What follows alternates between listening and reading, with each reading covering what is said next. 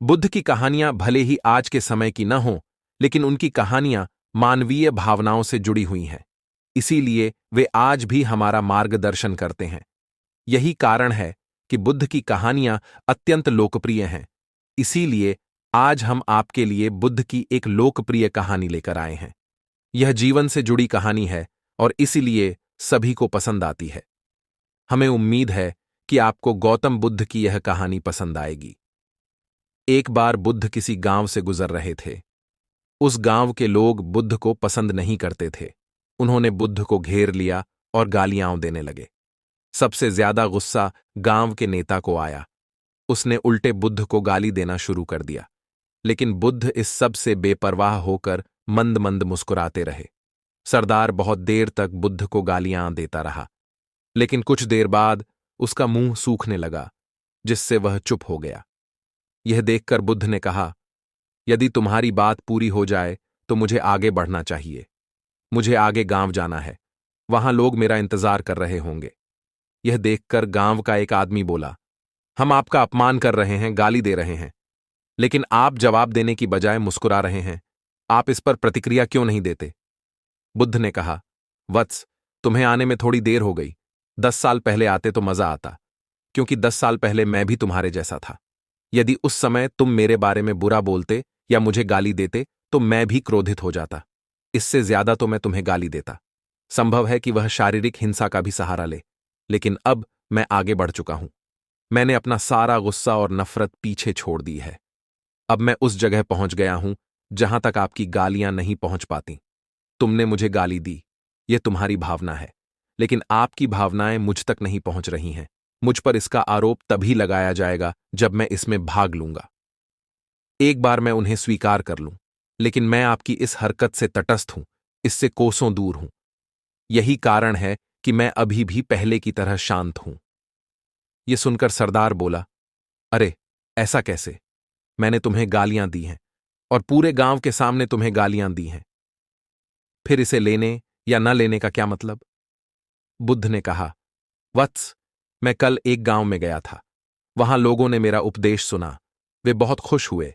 ग्राम प्रधान मेरे लिए मिठाइयां लेकर आए और मुझसे खाने का आग्रह करने लगे। मैंने कहा, मेरा पेट भर गया है, इसलिए मैं इसे स्वीकार नहीं कर सकता। यह सुनकर वह व्यक्ति मिठाई वापस लेकर चला गया, क्योंकि जब तक मैं कुछ न लूं, कोई मुझे कैसे दे सकता है? इसमें मेरी सहमति तो आवश्यक है ना? हां, यही तो है। एक आदमी ने बुद्ध का समर्थन किया। बुद्ध ने फिर पूछा, जब मैंने मिठाई लेने से इनकार कर दिया तो उन्होंने इसका क्या किया होगा? हो सकता है उसने अपने परिवार के बीच मिठाइयां बांटी हों। एक व्यक्ति ने उत्तर दिया। बुद्ध ने कहा, तुमने ठीक कहा। ठीक उसी मिठाई की तरह तुम मेरे लिए गालियां लेकर आए हो और चाहते हो कि मैं उन्हें स्वीकार कर लूं। लेकिन भाई, मैं उन्हें नहीं लेता। अब बताओ, तुम उनका क्या करोगे? इसका उस शख्स के पास कोई जवाब नहीं था। बुद्ध ने फिर कहा, मुझे तुम पर दया आती है वत्स। अरे, मुझे तो गुस्सा तभी आएगा जब मुझे ये गालियां मिलेंगी, और जब मैं गालियां नहीं खाता तो क्रोध का प्रश्न ही नहीं उठता। सरदार ने बुद्ध की बात पर कोई प्रतिक्रिया नहीं दी। शायद वह कुछ सोच रहा था। बुद्ध ने कहा, मैं अपनी आंखों से देखता हूं कि गाली एक कांटा है, जो देने वाले और लेने वाले दोनों को क्रोध से पागल कर देती है। तो फिर तुम ही बताओ, मैं आंखों से भी कांटों पर कैसे चल सकता हूं? आंखें रहते हुए मैं गालियां कैसे खा सकता हूं? और होश में रहते हुए मैं क्रोध कैसे कर सकता हूं? अतः मुझे क्षमा कर दो वत्स, मैं तुम्हारा उपहार स्वीकार करने में असमर्थ हूं। इतना कहकर बुद्ध ने हाथ जोड़ दिए। बुद्ध की बात सुनकर सरदार लज्जित हो गया। उसकी आंखें भर आईं। वह कुछ कहना चाहता था, लेकिन उसके होठों ने जवाब दे दिया, और जब उससे और सहन न हुआ तो वह बुद्ध के चरणों में गिर पड़ा। दोस्तों, हम में से ज्यादातर लोग यही सोचते हैं कि हमारे दुखों का कारण कोई और है, और जब हम इस पर विश्वास करते हैं तो हम आत्मनियंत्रण की कमी और खुद को नियंत्रित करने में असमर्थता को नजरअंदाज कर रहे हैं।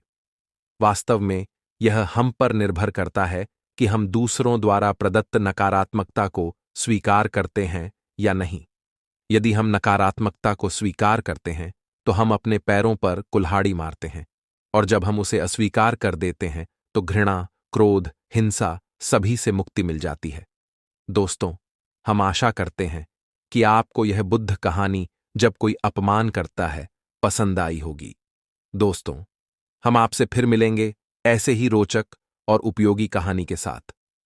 तब तक आप जहां भी हों खुश रहें और खुशियां बांटते रहें।